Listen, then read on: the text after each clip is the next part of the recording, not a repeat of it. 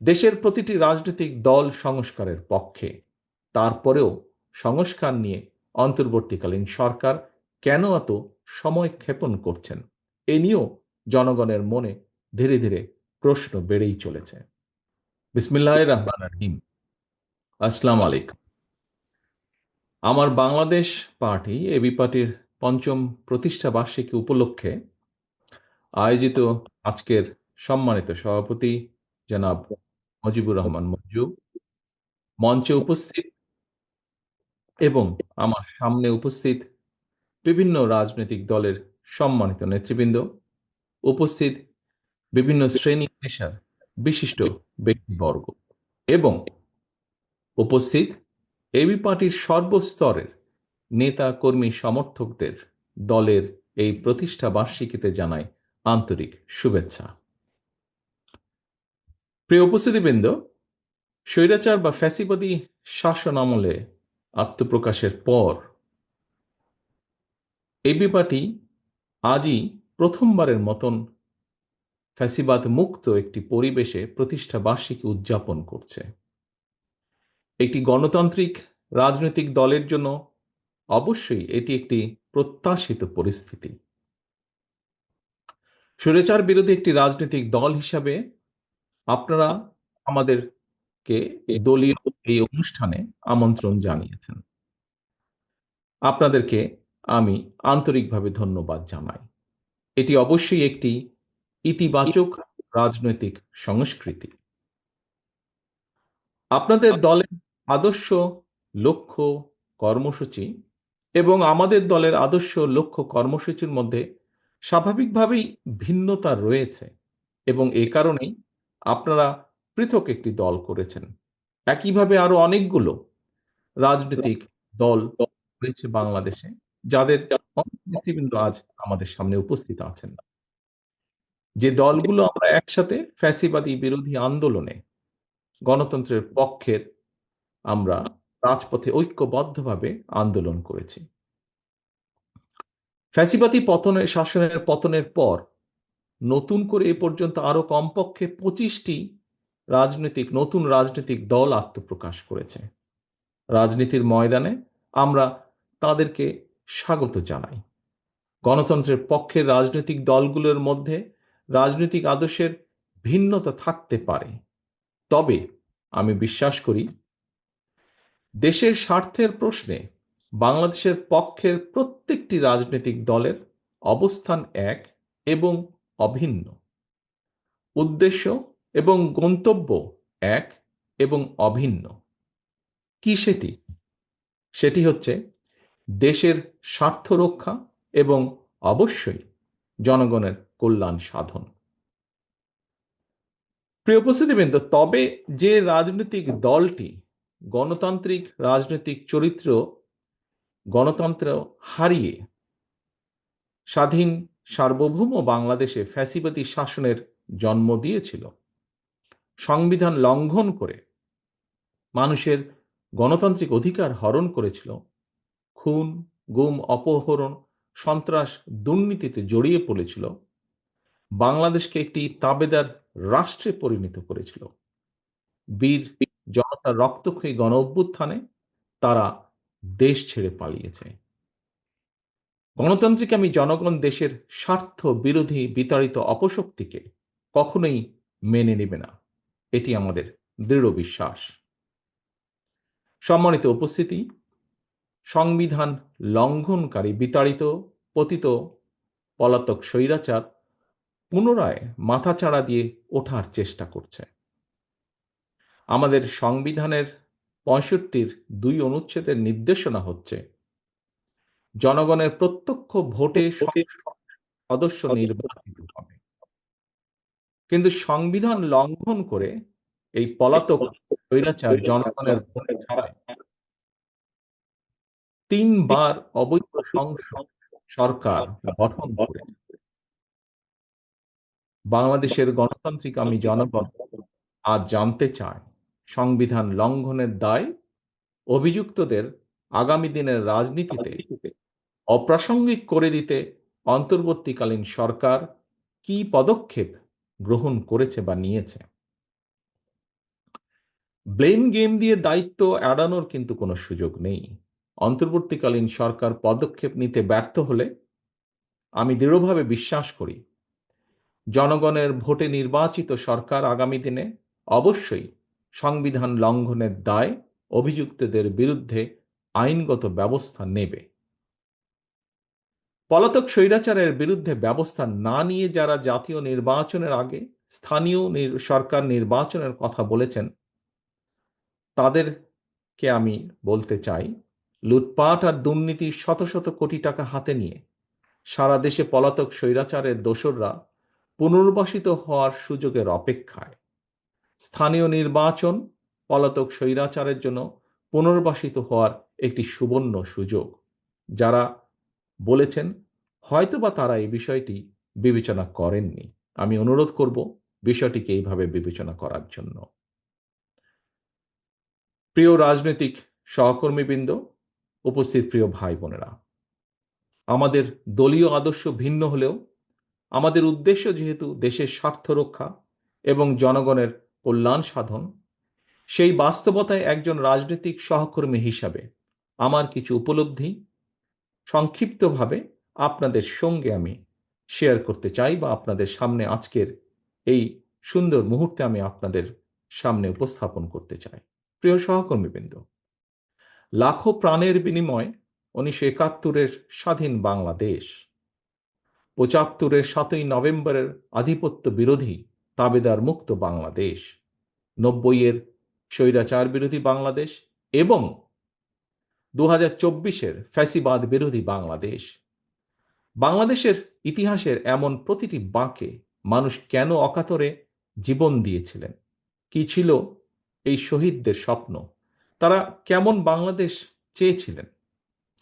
একজন রাজনৈতিক কর্মী হিসাবে এসব প্রশ্নের জবাব খোঁজার জন্য 54 বছর সময় খুব বোধহয় কম সময় নয়।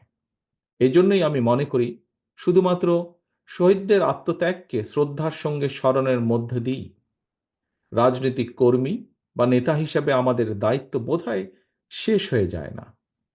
শহীদদের স্বপ্নের বাংলাদেশ প্রতিষ্ঠার মাধ্যমেই কেবল আমরা তাদের সুমহান আত্মত্যাগের প্রতিদান দেওয়ার চেষ্টা আমরা করতে পারি। প্রিয় রাজনৈতিক সহকর্মী এবং ভাই বোনেরা, বাংলাদেশের 54 বছরের ইতিহাসের সবচেয়ে দুটি গুরুত্বপূর্ণ অর্জন যদি আমরা এভাবে দেখি, 1, 1971 সাল ছিল বাংলাদেশের স্বাধীনতা অর্জনের। 2, 2024 সাল ছিল দেশ এবং জনগণের স্বাধীনতা রক্ষার।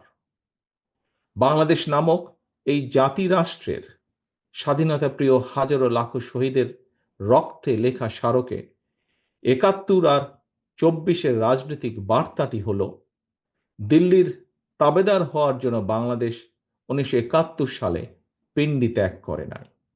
1975 সালের 7ই নভেম্বরের দেশের সিপাহী জনতাও এই বার্তাটি দিয়েছিল। গণতন্ত্রকামী জনগণের স্বাধীনতার বার্তা উপেক্ষা করে পতিত পলাতক স্বৈরাচার দীর্ঘ 1.5 দশক স্বাধীন বাংলাদেশকে তাবেদার রাষ্ট্রে পরিণত করেছিল। ভবিষ্যতে যাতে আর কেউ কখনো বাংলাদেশকে তাবেদার রাষ্ট্রে পরিণত করার দুঃসাহস না দেখায়, পরাজিত তাবেদার অপশক্তি তাদের দোসররা আর যেন মাথা ছাড়া দিয়ে উঠতে না পারে, সেটিই হোক বাংলাদেশের আজ এবং আগামী দিনের রাজনৈতিক বন্দোবস্ত।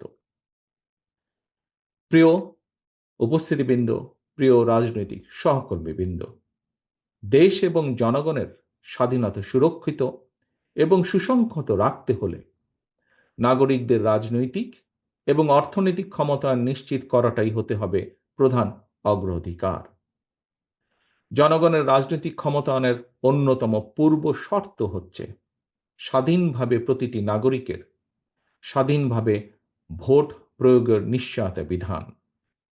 স্থানীয় সরকার থেকে জাতীয় সংসদ পর্যন্ত প্রতিটি স্তরে নাগরিকদের প্রত্যক্ষ ভোটে জনপ্রতিনিধি নির্বাচনের গণতান্ত্রিক রীতি প্রতিষ্ঠিত করা গেলে যারা জনপ্রতিনিধি হতে চান তাদেরকে নিশ্চিতভাবে জনগণের রায়ের মুখোপেক্ষী করে দেওয়া সম্ভব হবে। এই প্রক্রিয়ায় নাগরিকদের রাজনৈতিক ক্ষমতায়ন নিশ্চিত হতে থাকবে। ধীরে ধীরে জনপ্রতিনিধিরা জনগণের কাছে জবাবদিহিতা করতে বাধ্য হবেন।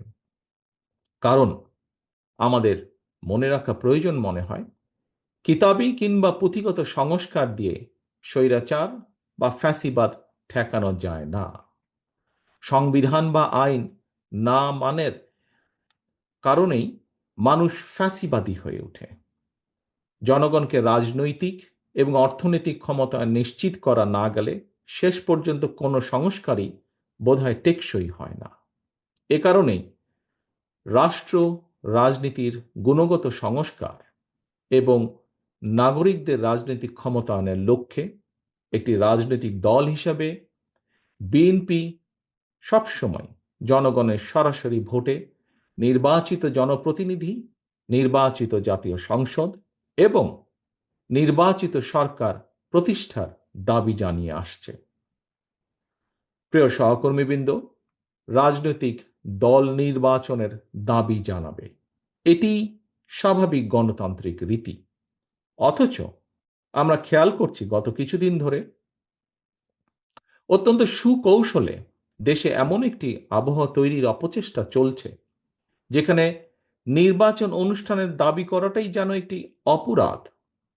জাতীয় নির্বাচন অনুষ্ঠান নিয়ে অবজ্ঞাসূচক বক্তব্য, মন্তব্য কিন্তু পলাতক স্বৈরাচারকেই আনন্দ দেয়। অপরপক্ষে এটি গণতান্ত্রিকামী জনগণের জন্য কিন্তু অপমানজনক। রাষ্ট্র রাজনীতি মেরামতের জন্য সংস্কারের কর্মযজ্ঞ চলছে।